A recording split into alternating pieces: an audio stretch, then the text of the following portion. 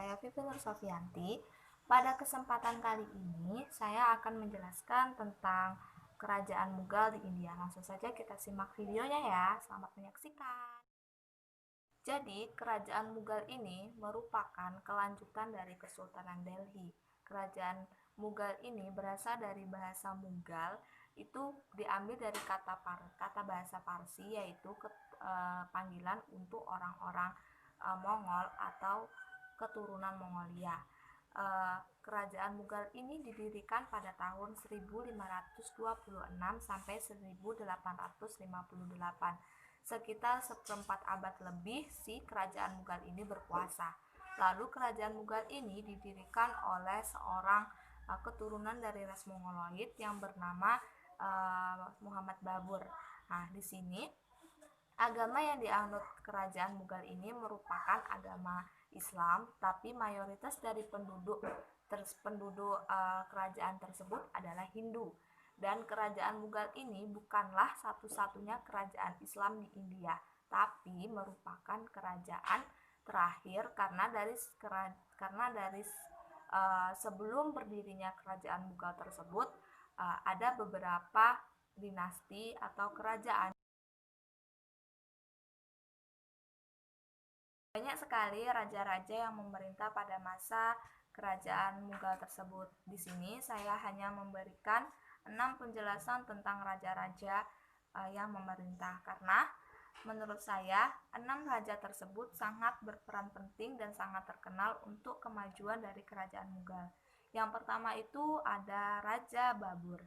Raja Babur ini bernama lengkap Zahiruddin Muhammad Babur, memerintah pada tahun 1526 sampai 1530. Raja ini merupakan pendiri dari kerajaan Mughal dan raja pertama dari kerajaan Mughal. Keturunan dari Raja Babur ini merupakan keturunan Mongoloid, ras Timur Lek atau cucu dari Timur Lek itu dari pihak ayah, dan keturunan Genghis Khan dari pihak ibu. Jadi ia merupakan keturunan dari Timur Lek. Lalu dalam masa pemerintahannya si Babur ini ada 2 persoalan yang sangat besar yang terjadi pada masa tersebut. Yang pertama masa pemberontakan kerajaan-kerajaan Hindu yang ingin melepaskan diri dari kekuasaan Islam. Yang kedua itu adalah munculnya penguasa Muslim yang mengakui pemerintahannya di Afghanistan yang masih setia kepada keluarga Lodi. Karena pada waktu itu sebelum berdirinya kerajaan Mughal, Raja Babur ini memerintah dan menyerang Raja Lodi dan akhirnya bisa menguasai kerajaan Lodi tersebut, sehingga dibentuklah kerajaan Mughal. Selanjutnya ada Humayun. Humayun ini merupakan anak dari Babur. Jadi Humayun ini merupakan putranya Babur yang memerintah pada tahun 1530 sampai 1540 dan berkuasa lagi pada tahun 1555. Humayun ini bernama lengkap Nasiruddin Humayun. Dia terkenal dengan sikapnya yang baik hati, rendah hati, sederhana, dan cinta damai, dan mudah memaafkan. Dalam masa pemerintahannya ini, Raja Humayun ini banyak sekali pemberontakan dari luar istana maupun dari dalam istana. Raja yang ketiga adalah Raja Akbar. Raja Akbar ini putra dari Humayun. Raja Akbar ini bergelar Sultan Abdul Fath Jalaluddin Akbar Khan. Pada masa pemerintahannya ini dikenal sebagai masa kebangkitan dan kejayaan Mughal, sebuah dinasti yang Islam terbesar di India. Pada masa pemerintahannya itu banyak sekali kebijakan dan peraturan yang dilakukan oleh Raja Akbar sendiri. Yang keempat yaitu Raja Jahangir. Ia berkuasa dari tahun 1605 sampai 1627. Dia merupakan anak dari Akbar dan masa pemerintahannya itu sangat lama, selama 23 tahun ia memerintah. Pada masa pemerintahannya ini diwarnai oleh pemberontakan-pemberontakan yang dilakukan.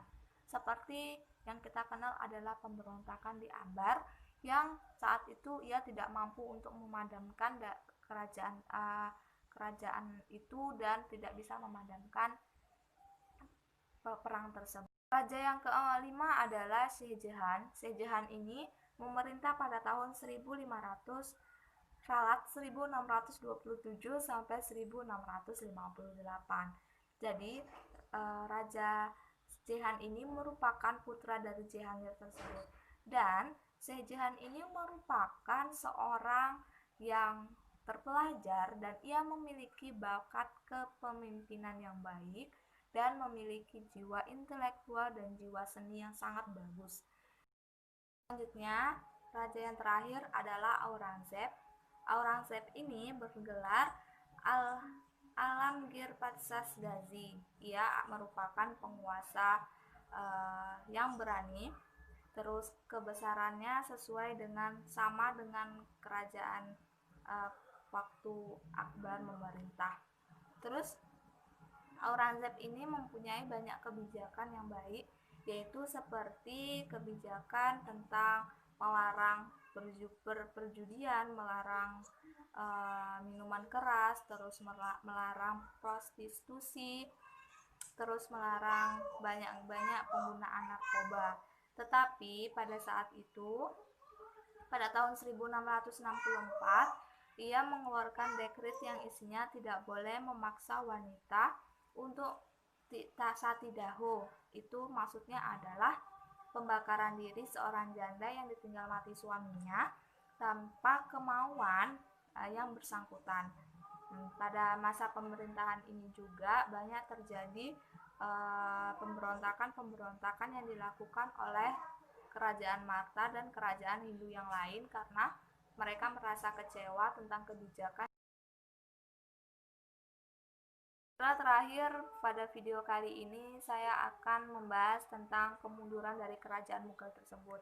Ini merupakan akhir dari sebuah kerajaan Islam terbesar dan termasyhur di masanya. Ada beberapa faktor yang menyebabkan kemunduran kerajaan tersebut. Yang pertama itu ada faktor internal dan faktor eksternal. Adapun faktor internal itu faktor yang berasal dari dalam istana sendiri. Apa saja? Yang pertama itu pada saat itu lemahnya para pewaris tahta kerajaan.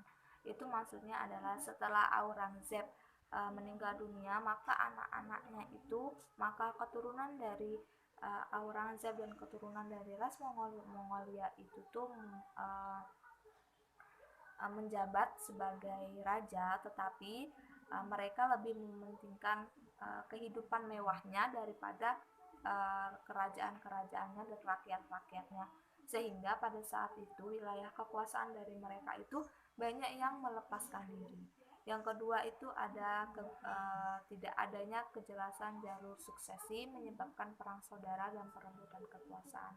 Nah, saking ingin pola hidupnya yang mewah dan boros tersebut, maka raja-raja ini ingin sekali merebut kekuasaannya, yang ingin ini, jadi itu mereka berperang dalam istana.